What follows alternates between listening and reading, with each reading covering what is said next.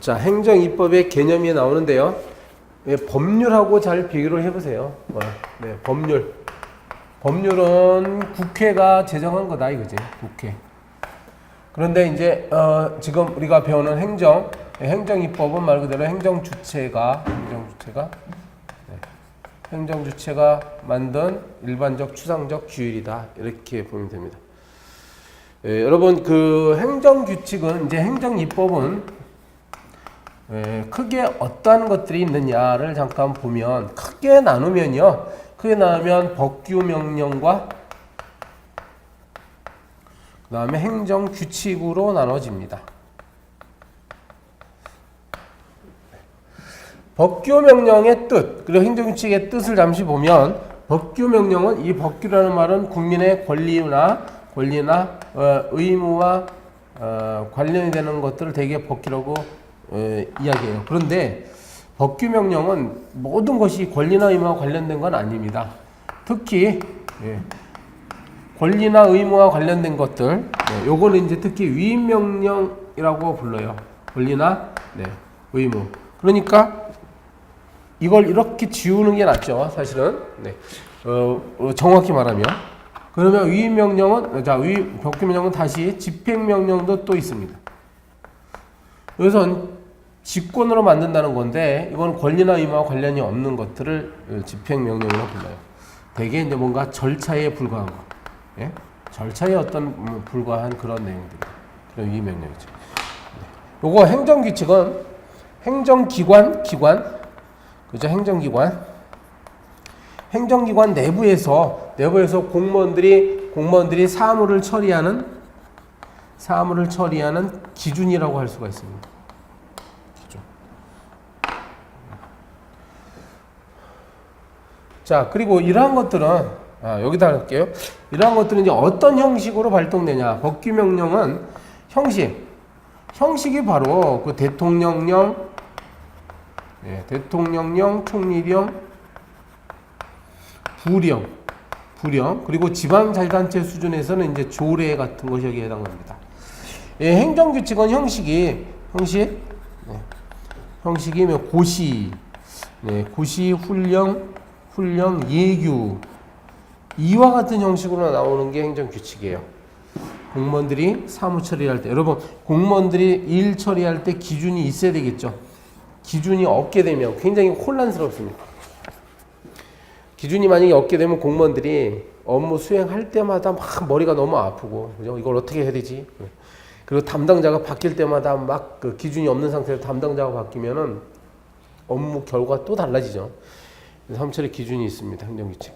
어떻게 다릅니까? 지금 법규명령은 이렇게 국민의 권리나 의무와 관련이 될 수 있어. 국민의. 근데 이거는 내부라고 했잖아요. 즉 공무원들, 우리 개인들과는 별로 관계가 없는 내용들이에요. 그럼 우리가 한번 이렇게 하면 추상적이죠. 여러분 무엇이 도대체 위임명령이고 집행명령인가 한번 예를 보겠습니다. 어떤 법에 보니까 A라는 법이 아니죠. 지금 행정입법이니까 예를 들어서 뭐 A 대통령령, 가령 이게 뭐 폐기물 처리업과 관련된 어떤 대통령령이 있다고 합시다. 실제로 이런 게 있을 거예요, 그죠? 그래서 제 뭐 50조를 딱 열어보니까 여기에 이 폐기물 처리업 사업 허가를 받고자 하는 자는, 즉 사업 허가의 요건은 뭐냐? 요건은 뭐 이 면적이 사업장의 면적이 1만 제곱미터 이상해야 된다. 이상. 이런 게 만약에 A 대통령령 50조에 있다고 합시다. 1만 제곱미터 이상이다. 그럼 이건 뭘까요?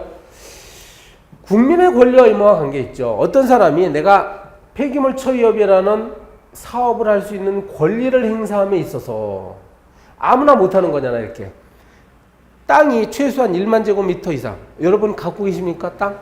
나도 없어요. 지금 1만 제곱미터라는 그런 넓은 땅이 없어. 그럼 우리와 같은 사람들은 폐기물 처리업을 하고 싶어도 할 수 없는 거예요. 폐기물 처리업이라는 거는 국민이라면 할 수 있어야죠. 직업 선택의 자유가 있는데. 근데 권리를 행사하는 데 있어서 제한이 되고 있잖아. 자, 보세요. 이 내용은 뭡니까? 국민의 권리를 제한하는 내용이죠. 그렇다고 한다면 이런 50조이죠. 이런 50조는 바로 뭐냐면 위임 명령에 속합니다. 그러니까 이게 이제 위임 명령이야. 이 50조는.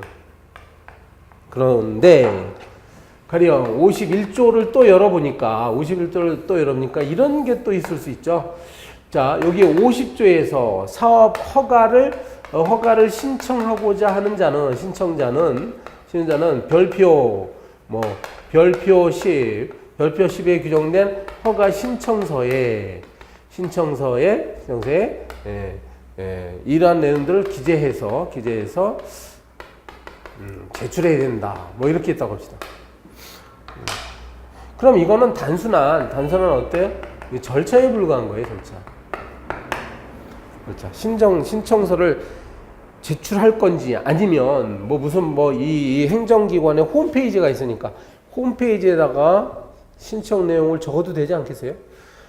홈페이지에다가 적어내야 되는 건지 문서로 써서 내야 되는 거지 아니면 공무원에게 말로 해야 되는 건지 이런 것들은 이제 절차의 문제지 요 자체가 국민의 권리를 제한하는 규정이라고 볼 수가 없습니다. 그러니까 51조와 같은 거는 바로 뭐야? 집행명령이에요. 이게 내용을 다시 정리하면 요 50조의 내용은 권리를 제한하는 겁니다. 절차에 불과한 겁니다. 그러면 어디서 달라지느냐? 효과가 50조와 51조의 다른 점. 자, 보시면 50조는요. 이쪽에다 할게요. A라는 법이 있어가지고, 자, 이건 법이에요. 대통령령이 아니라. 법에 예를 들어서 20조에. 그러면 이거는 사업 허가를 받고자 하는 자는 허가 신청을 할 때는, 대통령령으로 정하는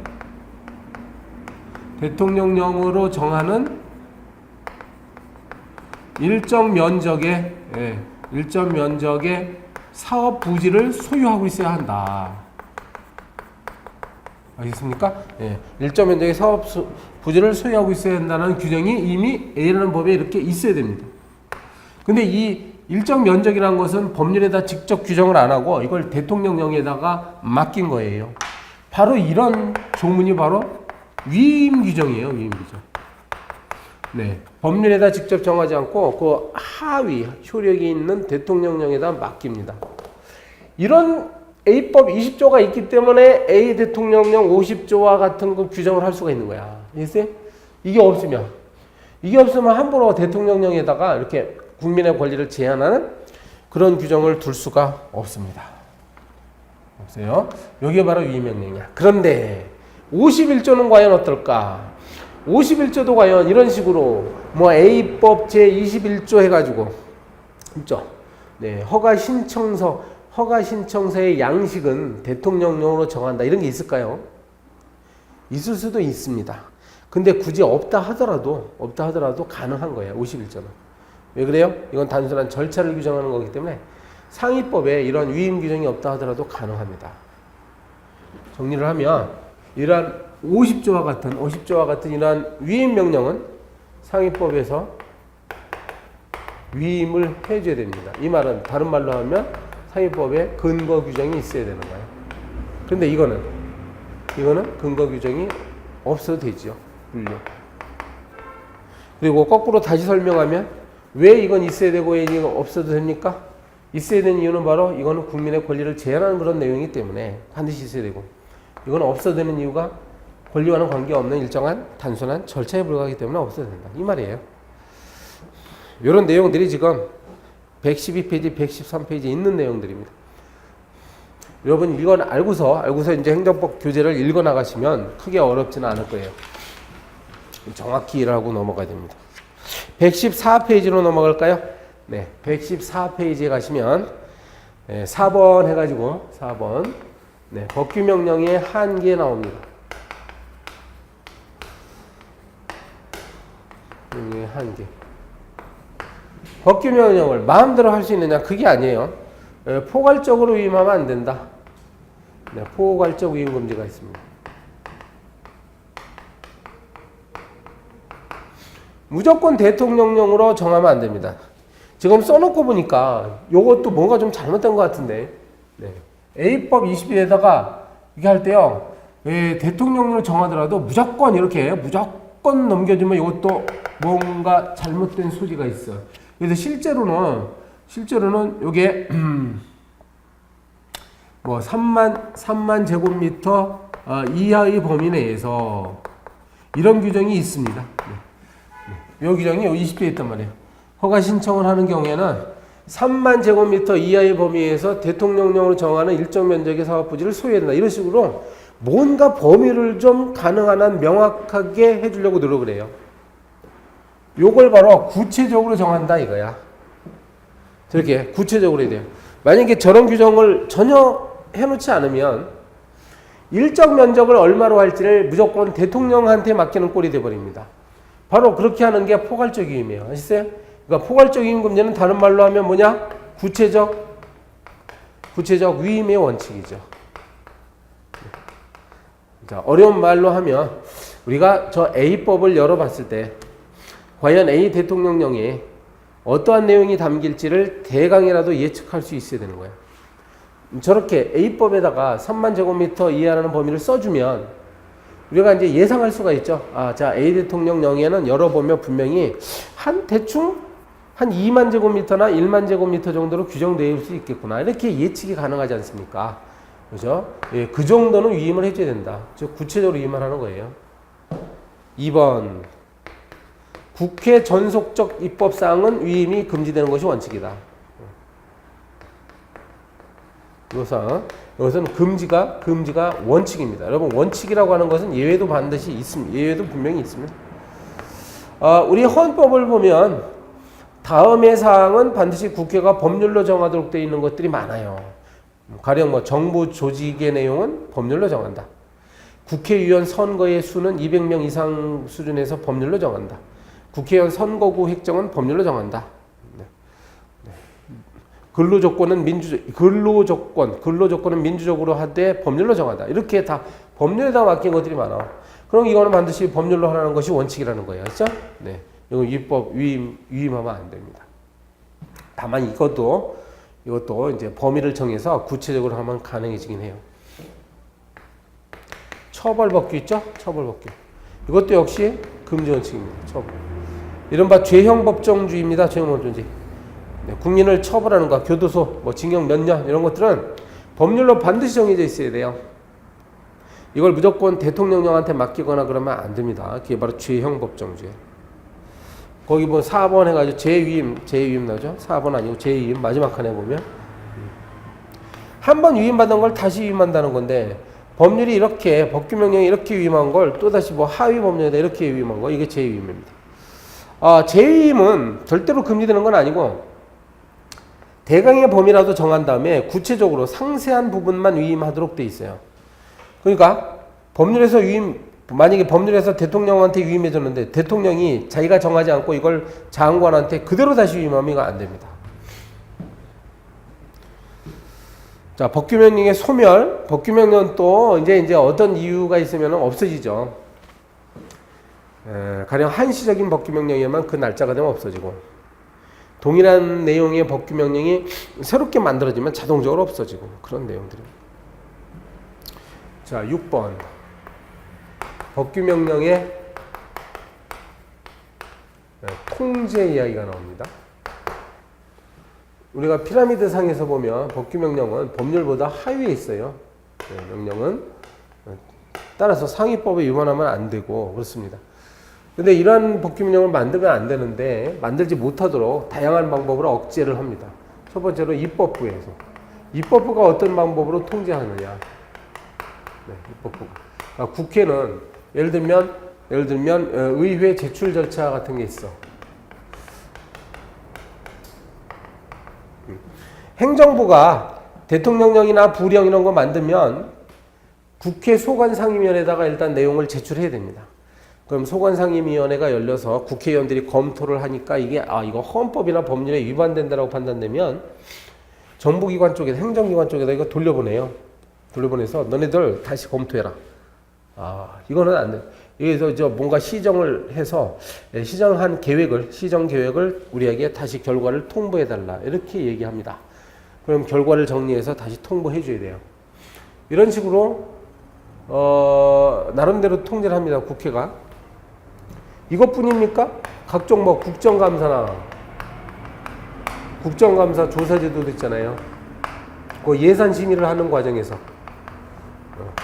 예산 심의할 때, 행정부 예산 심의할 때 잘못된 법규명령이 있으면 그 법규명령이 집행되지 못하도록 예산을 세워주지는 않습니다. 그 다음에 대통령이나 장관을 국회에다가 불러다가 각종 질문을 하는 거예요. 왜 당신은 이런 집행명령, 이러한 법규명령을 만들었느냐? 네, 이런 식으로 감독합니다. 자, 조심할 건 이런 것들은 다 허용되고 있다는 것이에요. 허용되지 않는 거 시험에 잘 나오는 게 동의 유보 같은 게 있습니다. 동의. 이게 뭔가 하니 국회가 동의를 해줘야만 행정입법을 만들 수 있느냐인데 아니라 이거야. 우리나라는 행정입법에 대해서는 국회의 동의 절차가 없습니다. 즉 국회가 동의하지 않더라도 행정부는 지량권 만들 수가 있습니다. 이게 것이에요. 네, 그 다음에 행정적 통제가 있어. 행정부 내부에서 하는 통제. 일단 법규명령을 만들게 되면 뭐 법제처 심사 같은 걸 합니다. 법제처에서 심사를 하고 이걸 국무회의에다가 올리거든요. 예, 다만 국무회의는 이제 대통령령만 해당돼요. 부령이나 총리령은 법제처 심사까지만 합니다. 이런 거는 아무튼 그 행정 계층제에서 나오는 어떤 그 통제 방법이에요. 그러니까 행정부 내부에서도 한다 이렇게 알면 되고, 그러면 이제 사법부 있죠. 사법부에서는 어떻게 통제를 할까? 이른바 구체적 규범 통제라는 건데요. 수험생 여러분이 이런 걸 잘 이해하기가 어려워. 이해를 잘 못하셔. 자, 보면 이게 이제 법원이죠. 사법부입니다. 사법부. 법원이라는 곳은 재판이 열리는 곳이지. 자, 어떤 A라는 사건에 대한 재판이 열리겠다고 합시다. 네, 여기에 어떤 법규명령, A라는 어떤 법규명령이 지금 적용되고 있을 때, 이겁니다. 적용되고 있을 때, 즉, 요 A 사건에서 A라는 법규명령이 문제가 되고 있을 때, 그때 요 A라는 법규명령의 위헌성, 즉 헌법에 위반되는지 여부, 그리고 법률에 위반되는지 여부, 위법성, 이런 것들을 바로 법원이 심사하는 거예요. 됐습니까? 법원이 이게 위헌이다 뭐다 심사합니다. 심사에서 만약에 위헌이거나 위법이라는 사실이 밝혀지죠? 그럼 최종적으로 이제 1심, 2심, 3심으로 하면 대법원까지 간단 말이에요. 대법원. 네, 대법원에서도 이것이 A 법규명령이 헌법에 위반된다라고 판단이 되면요, 여기 행정부에다 보냅니다. 행정부를 대표하는 사람은 행정자치부 장관이 있어. 행정자치부 장관한테 이거 통보예요. 통보. 당신네들 행정부에서 만든 이 A 대통령령은 헌법에 위반됩니다. 우리가 심사한 결과 이러니 알려드립니다. 이게 통보한다고요. 그런 행정자치부 장관이 이걸 관보에다가 게재를 합니다. 관보에 게재함으로써 다른 공무원들이 모두 알도록 하는 거죠. 헌법에 위반되는 법규명령을 더 사용하지 못하도록 이렇게 해줍니다. 가만히 보면 이게 A라는 법규명령을 아무 때나 이렇게 심사하는 게 아니라 이렇게 뭔가 사건이 벌어졌죠. A 법규명령이 적용되는 구체적 사건이 발생했을 때 비로소 사법부는 이렇게 개입을 합니다.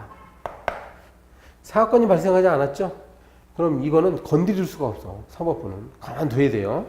자, 그래서 구체적 사건이 발생한다 해가지고 구체적 규범 통제 방식이다 이렇게 얘기합니다. 우리나라는. 나라에 따라서는 저 방식을 다른 방식으로 쓰는 경우도 있어요. 어떤 나라는 사건이 발생하지 않더라도 법원이 어떠한 법규명령이 헌법에 위반된다라고 그냥 선언하는 나라도 있습니다. 이른바 그건 추상적 규범 통제라고 부르는데, 우리나라는 그런 방법 취하지 않고 뭐라고요? 구체적 규범 통제를 취합니다. 그리고 헌법재판소 이야기가 나오죠. 그럼 여기다가 이제 써야 되겠는데, 헌법재판소가요 5가지 역할을 합니다. 아시는 분은 아실 거야. 헌법재판소가 뭘 한다고요? 여러 가지 일을 한 5가지. 그 중에 하나가 이제 헌법 소원이라는 게 있습니다. 그래서 요거는 국가의 공권력의 행사로 기본권을 침해받은 사람이 헌법재판소에다가 그 공권력 행사의 무효를 확인해 달라고 청구하는 겁니다. 헌법소원 제도가 있는데 법규명령도 국가의 공권력이라고 봐서 공권력 행사한 거죠. 그래서 누군가가 어떤 법규명령 때문에 기본권을 침해당하고 있다고 생각하는 어떤 누군가는 헌법재판소에다 헌법소원 제기하면 돼요. 그래서 헌법재판소가 저 법규명령은 헌법에 위반된다고 결정해주면 법규명령은 없어져 버립니다. 그 제도예요. 이게 헌법재판소. 네. 여러분이 지금 마침 생각이 났네요. 여러분이 지금 공부하고 있는 과목이 행정사 시험이죠? 네. 행정사입니다. 네. 아시겠습니까? 아시는 분 있죠? 행정사가 헌법재판소에서 몇 년 전에 2012년인가 몇 년 전에 이걸 위헌 결정을 내려주지 않았으면 지금 현재 여러분 행정사 시험을 못 봅니다. 준비를 못 해요. 이게 뭡니까? 예전에 보면 이렇게 행정사법이라는 게 있었어요. 행정사법. 그리고 행정사법에 대한 시행령이 있었습니다. 이게 대통령령이에요. 행정사법에는 분명히 행정사 시험을 실시하도록 돼 있었어. 실시하도록 돼 있는데 이 행정사법을 받은 시행령을 열어보니까 여기에는 장관이요. 그 당시에 누구야? 안전행정부 장관이지. 안전행정부 장관이 실시 여부를 결정할 수 있도록 돼 있었던 거예요. 법률은 국회에서 만들거든요. 근데 장관이 말이야, 지가 실시 여부를 지 마음대로 결정해요. 그러면 이 내용은 행정입법인데 이거는 이제 법률을 위반한 겁니다. 위반함으로써 여러분처럼 행정사를 공부해서 나중에 행정사는 직업을 갖고자 하는 사람들의 기본권을 침해하고 있는 거야. 헌법이 보장하고 있는 기본권을 침해하기 때문에 그 당시에 행정사 공부를 하시던 분들이 헌법소원을 제기했어요. 그래서 이제 이거는 즉 시행령은 위헌이라는 결정이 났지요. 없어진 겁니다. 이런 내용이 없어진. 시행령은 그대로 있지만 요 조문이 없어진 거예요. 그러니까 자동적으로 이제 시험이 재작년부터 실시가 된 거죠. 네. 이런 식으로 헌법재판소도 법규명령을 통제할 수가 있다는 것이에요. 자, 됐습니다. 그 다음에는 여기까지가 중요해요. 행정입법 파트에서는 법규명령을 잘 이해하시면 되고요. 그 나머지가 이제 행정규칙인데 이거는 뭐 여기서 자세히 안 하겠습니다. 행정규칙은 뭐라고 했죠 아까? 행정기관 내부에 사무 처리를 하는 기준을 말합니다. 기준. 그럼 여기서 좀 어려운 논의가 있긴 해요. 사실은 이게 어떤 논의인지만 좀 보겠습니다. 행정규칙에 법규성 논의가 있단 말이야. 이거 몇 페이지 나와요? 115페이지 아래에 나오죠? 행정규칙은 과연 법규냐? 그 성질이. 자, 가정을 합니다. 만약에 이걸 법규설이라고 할 때하고 법규다라는 견해를 취할 때하고 그 다음에 법규가 아니다라는 견해를 취할 때가 어떻게 달라지는가? 일단 그거부터 보겠습니다. 법규라고 했으니까 법규는 아까 뭐라고 했죠? 국민의 권리나 의무와 관련되거든요. 따라서 이것은 반드시 권리나 의무와 관계되니까 법령의 법적 근거가 필요하고 그리고 위임을 받아야 돼요. 따라서 만약에 위반 시 저 행정규칙의 내용을 위반하면 이건 위법한 행위가 되거든요. 그러니까 법률을 위반한 거나 마찬가지야. 근데 비법규설을 취할 때 비법규, 법이 아니라는 거죠. 그러니까 위반했다 하더라도 이것은 위법하다고 볼 수 없습니다. 위법하다고 단정할 수 없다 이거죠. 저 어떤 행정규칙이 있는데 그 내용을 만약에 공무원이 위반했어? 법규서를 취할 때는 당연히 이건 위법합니다. 위법하다는 얘기는 상대방이 이것을 행정쟁송으로 제기할 수가 있습니다. 즉 행정심판이나 행정소송의 형식으로 이걸 다툴 수가 있는 거야. 근데 위법하지가, 자, 비법규서를 취할 때는 그 자체만으로는, 위반했다는 자체만으로는 위법하다고 단정할 수 없습니다. 제가 여기다가 위법하다고 단정할 수 없다라고 썼지 내가 이걸 적법하다라고 쓰지 않았어요. 아시죠? 네. 그래서 저게 비법규서를 취하더라도 혹시 다른 이유로 이것이 위법하다라는 결정이 내려질 수가 있습니다. 그 부분은 우리가 이미 배웠네요. 여러분, 지난주에 행정법의 일반 원칙 기억나십니까? 비례 원칙, 평등 원칙, 신뢰보호 원칙, 부당결부 금지 원칙. 행정규칙을 비법규서를 설사 취하더라도 그러한 행정법의 일반 원칙을 위반하면 그것 역시 위법해져요. 따라서 저렇게 쓴 겁니다. 일단 이것은 따라서 행정쟁송의 대상이 안 된다. 그 자체만으로는 대상이 될 수 없다. 이렇게 얘기할 수 있어요. 자, 정리하면 그러면 우리 판례 입장은 뭐냐 이거죠. 우리 판례는 바로 행정규칙은 법규가 아니다. 그런 이야기를 합니다. 법규가 아니에요. 이 말은 뭡니까? 법규가 아니야. 자, 볼까요? 예를 들어 보겠습니다. 어떤 A라는 시행령이 있어. 이거 이제 대통령령이에요. 부칙에 가면 별표 시입해가지고 이렇게 써 있습니다. 네. 뭐 예를 들어서 법 20조를 위반하는 경우에 위반 시 다음에 각호대로 제재를 한다. 이렇게 해서 이제 표가 이렇게 있는데 표가 여기 이제 위반 횟수 그다음에 제재 내용이죠. 1회 위반, 2회 위반, 3회 위반. 그러면 1회를 위반했을 때는 영업정지 처분. 영업정지 1개월. 2차 위반하면 영업정지 3개월. 3차 위반하면 아예 영업을 취소할 수 있는 거예요. 그러니까 아예 영업 못하도록. 근데 이런 표가 많이 있습니다. 이게 행정법규에는. 자, 근데 이제 케이스가 이제 어떤 케이스냐. 갑이라는 사람이 영업을 하다가 법 20조를 위반했다고 합시다. 네. 근데 이 사람은 일단 1차 위반을 했어요. 그러니까 첫 번째 위반했죠. 1차 위반을 갑을 했는데 여기에 이제 구청장이 갑에 대해서 영업정지 처분 3개월을 한 거야. 자, 이 사례를 놓고 한번 생각을 해보세요. 이게 일종의 그러니까 뭐죠 이게? 이게 이제 행정규칙. 잘못했습니다. 제가 시행령이라고 했는데 혹시 여기 이제 A라는 행정규칙이. 행정규칙이 만약에 이렇게 돼 있다. 자, 봅니다. 그러면 법규서를 취했을 때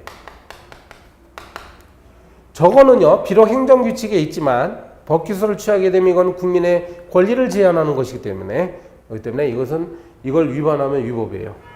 자, 보세요. 1차 위반하면 영업정지 1개월 이내에서 하도록 되어 있는데 3개월을 했잖아요. 그럼 이 사람은 부당하게 이 시행규칙이 정한 것보다 길게 영업정지를 받으니까 이거는 위법하다라고 주장이 가능하죠. 그렇지? 네. 구청장이 나한테 한 영업정지 3월은 뭐야? 위법한 행위다. 이렇게 주장이 가능합니다. 그 다음에 비법규서. 비법규서를 취하면 이거는 법이 아니야. 따라서 공무원이 꼭 이렇게 안 하고 이걸 위반한 형태로 하더라도 그 자체로는 위법하다고 볼 수 없는 거지. 실제로 그렇습니다. 비법규서를 취하게 되면 자, 이걸 단속한 공무원이 딱 봤을 때 갑이 정말 1차 처음 위반했지만 내가 보기에는 얘는 정말 그 악독한 놈이다. 야, 어떻게 이렇게 나쁜 짓을 할 수가 있을까라고 하면서 이놈은 아주 정말로 혼내줘야겠다. 이런 생각을 할 수가 있어요. 심하면 영업을 그냥 1차 위반에 취소시킬 수도 있죠. 그제? 그러니까 이게 가능해지는 거야, 이런 게. 그러니까 이렇게 하더라도 어때요? 위법한 것이 아닌 게 되지요. 나중에 이제 소송을 하게 되면 여기서 이제 달라지게 됩니다. 결과가. 이런 배경을 갖고 있다는 걸 여러분 알고 계세요. 알고 있는 상태에서 책을 보는 게 좋습니다. 법규성 논이었습니다. 사실은 그 다음 페이지에 가면 2번, 3번 나오죠. 2번 제목이 행정규칙 형식의 법규명령. 그다음에 3번 보시니까 법규명령 형식의 행정규칙. 굉장히 복잡합니다. 이게 이 사안은. 나중에 공부 많이 하시면 어렵지는 않은데 도대체 무슨 말인지 몰라요. 우리가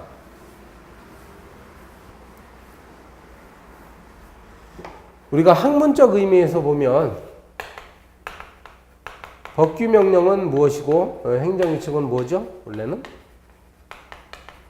법규명령은 원래 국민의 권리나 의무와 관련된 걸 법규명령에다 담으라고 했어요.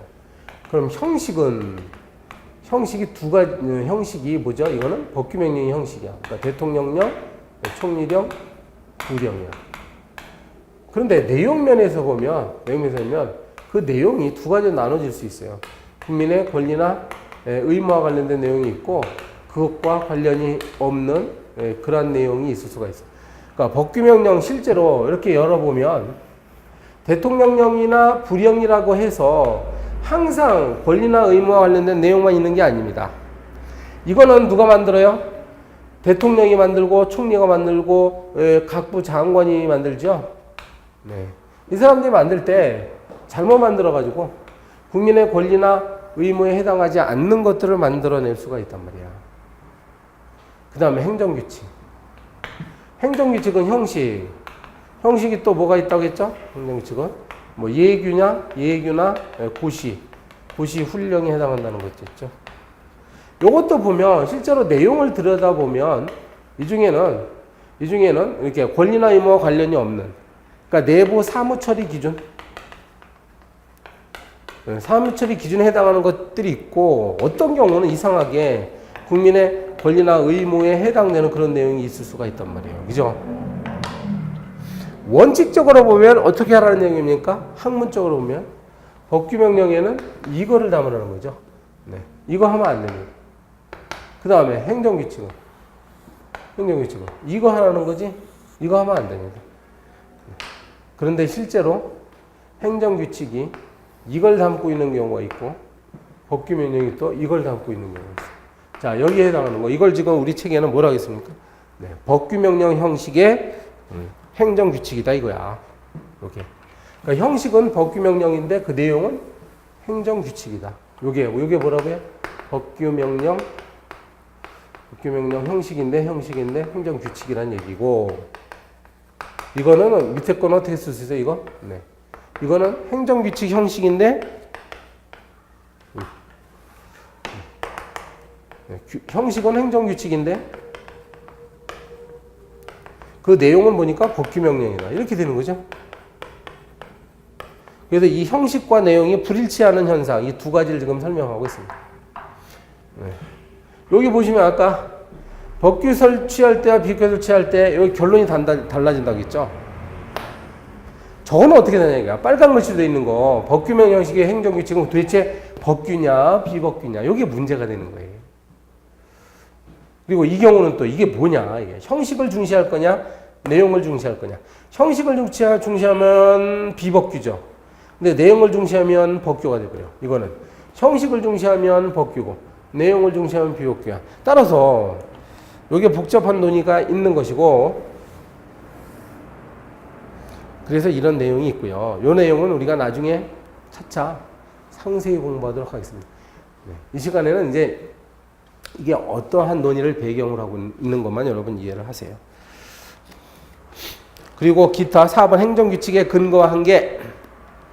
자, 요거는 근거가 없어도 된다라고 배웠잖아요. 법적 근거가 없어도 행정규칙을 만들 수가 있습니다. 그 이야기고요.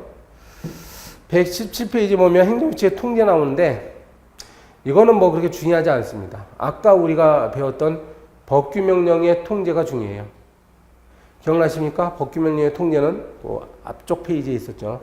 예, 입법 통제, 입법부에서 하는 통제, 행정부 내에서 하는 통제, 사법부가 하는 통제, 헌법재판소 하는 통제 있었잖아. 네, 그 파트를 잘 공부하셔야 돼요. 간단히 말하면 행정규칙도 통제가 가능하죠.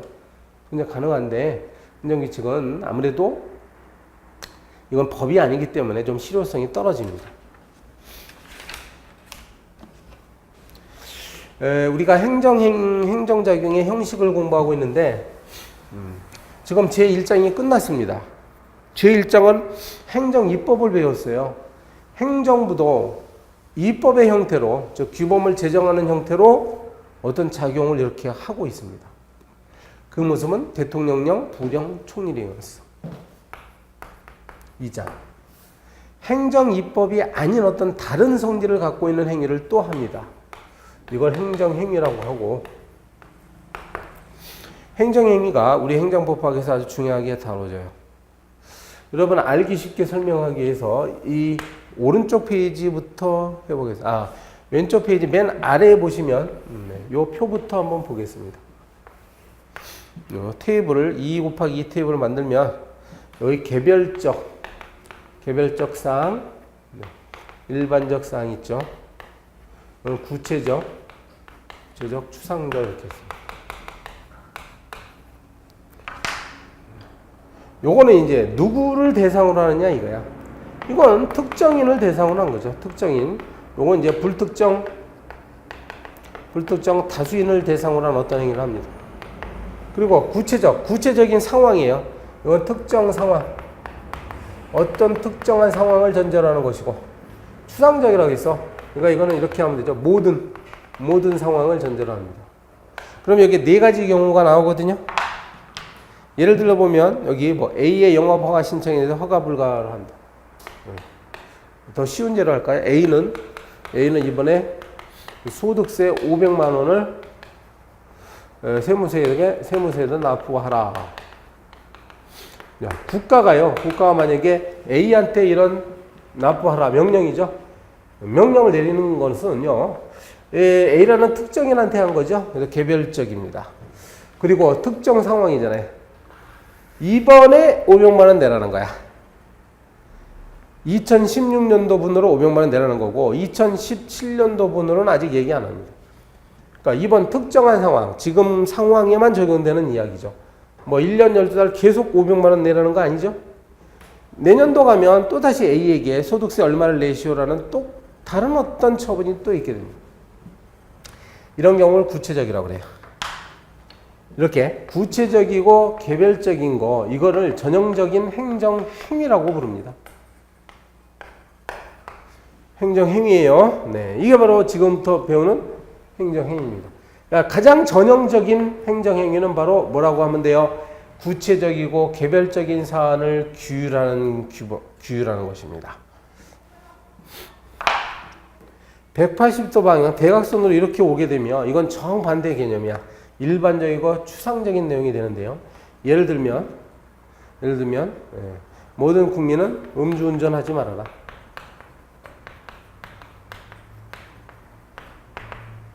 음주운전하지 말아라고 지금 명령을 내리고 있어요. 그런데 이러한 내용이 어디에 담겨져 있죠? 이건 도로교통법에 있잖아요. 법에. 도로교통법 제 몇 절을 보면 누구라도 음주운전하면 안 됩니다. 대통령이라도 하면 안 돼요. 그러니까 이건 불특정 다수인한테 내리는 명령이야. 그리고 이거는 1년 365일 항상 음주운전하지 말라는 거죠. 뭐 오늘만 하지 말고 내일은 해도 된다 그게 아니라 항상 하지 말라는 거예요. 따라서 이 법이라는 것은 법이죠. 법이라는 것은 일반적, 추상적 규율이다 이렇게 표현하는 거예요. 그러니까 이거는 뭐라고 하냐면 규범이죠. 규범이라는 것은 일반적, 추상적인 겁니다. 여러분 규범은 행정행위가 아닙니다. 여기서 일단 행정행위의 반대 개념이야. 일반적. 그러니까 행정행위는 구체적, 개별적. 규범은 일반적, 추상 이렇게 표현하는 거예요. 그럼 얘네들은 뭐냐? 여기 양쪽에 있는 거. 예를 들어서 자 당신 B는 당신 집 앞에 눈이 내리면 항상 제설 작업을 하라. 제설하라. 이렇게 되어 있습니다. 일단 A라는 사람한테만 내렸죠? 그래서 개별적이야. 근데 이제 항상 하라는 거잖아. 근데 눈이 언제 내릴지는 몰라. 근데 눈 내리기만 하면 항상 하라는 겁니다. 이 경우는 모든 상황에 적용되니까 추상적인 경우야. 개별적 추상적인 경우도요. 이것도 역시 행정행위에 속합니다. 일단 이렇게 써놓을게요. 요건 별표는 안 할게. 별표는 여기에만 있는 거예요. 그 다음에 이런 건 어때요? 어느 이제 도로가 있어. 도로가 있는데 여기는 일방통행하라고 돼 있어요. 일방통행. 대개 이런 건 교통 표지판에다가 그려놓죠. 운전하러 들어갈 때 보니까 일방통행 표지판이 딱 있네. 이 말은 국가가 지금 명령을 내리고 있는데 그 형식은 불특정 다수인에 하고 있잖아요. 누구든지 이 도로를 사용할 때는 일방통행이 돼. 그 다음에 이거는 특정 상황이에요. 요 도로라는 특정한 도로에만 일방통행 표지판이 지금 있는 거지. 요 표지판이 대상으로 하는 것은 이 특정한 도로뿐이지 대한민국에 있는 모든 도로를 지칭하는 건 아니잖아. 그러니까 이거는 구체적인 조치예요.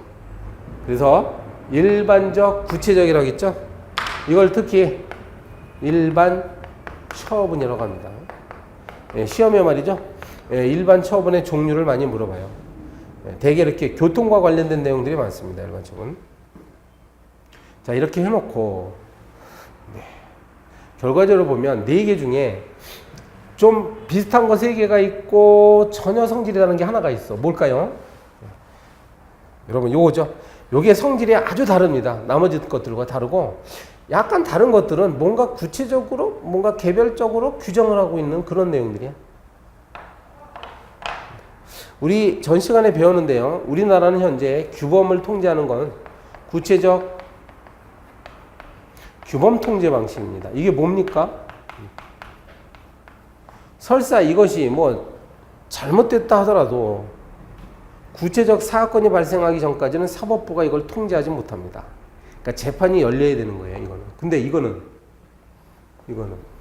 이러한 명령이 내려지면 어떻게 합니까? 이러한 명령이 내려지면 이 자체가 하나의 사건이야. 하나의 사건이기 때문에 이 자체가 어떻게 돼요? 이거, 그다음에 이거 있죠? 요 3가지. 요 3가지는 행정 쟁송의 대상이 됩니다. 그래서 나중에 우리 행정심판과 행정소송 배우는데요. B 같은 경우, 이건 당연하죠.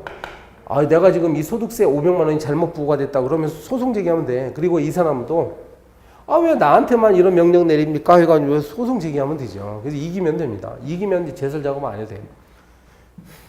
만약에 여기에 주민들이 살고 있었어. 주민들 입장에서는 이 도로를 쌍방통행해야 좋은데 일방통행하라고 하니까 막 출퇴근 시간에 엄청난 교통 혼잡이 일어난다고 합시다. 그러면 주민들이 가만히 안 있죠. 주민들이 법원에다가 소송 제기합니다. 그래서 구청장이 결정한 이런 일방통행 금지 조치를 풀어주세요. 네? 취소해 주세요. 라는 형식으로 소송 제기하면 돼요. 어떻습니까? 자, 가능하죠? 네. 그래서 우리가 이렇게 이건 가능하고 이건 왜 가능하지 않느냐? 왜 차이점? 규범이기 때문에 그래요. 이거 규범. 그리고 이건 규범이 아닙니다. 우리 소송법에서는 이걸 처분이라고 불러요. 처분도. 앞으로 이제 처분이란 말을 많이 배우는데요. 처분은 이렇게 어떤 법을 집행하는 것들이에요. 이 3가지는요. 법을 집행하는 겁니다. 그리고 구체적인 사실들에 대해서 집행하는 거죠. 이건 추상적 사실이죠. 자, 결론. 처분이어야만이 우리 행정심판이나 행정소송의 대상이 될 수 있도록 법에다 규정해 놨습니다. 그래서 이렇게 복잡한 논의를 하고 처분은 실정법적인 용어예요. 실정법상 용어. 처분. 요게 말이죠. 행정행위. 행정법 교과서에서는 행정행위라고 써있는데 이거는 학문상 용어입니다. 학자들이 이름 붙인 거야. 이건 법률 용어가 아니야. 법전을 아무리 뒤져봐도 행정행위란 말은 안 나와요. 뭐라고 나온다고? 처분이라고 나온다고요. 다만 행정행위와 처분이 그러면 이게 똑같은 거냐? 정말로 100% 똑같은 거냐? 그렇지는 않겠죠. 그래서 이게 똑같은 거냐 똑같지 않는 거냐에 대한 논의가 또 심각하게 있습니다. 사실은. 요 118페이지 119페이지를 지금 설명드렸어요. 네, 119페이지 위에 표 일반 처분이 있죠. 일반 처분에 어떤 사례가 있나 여러분 체크했다가 보시고 그 119페이지 아래 두 번째 표현은 법적 효과에 따른 행정행위성. 긍정칸이 있고 부정칸이 있는데 긍정한 쪽은 처분성을 인정했다는 뜻입니다. 처분성. 따라서 이때는 행정쟁송의 대상이 되는 것이고 부정했다는 것은 되지 않는다라는 것이다. 이렇게 알고 계세요.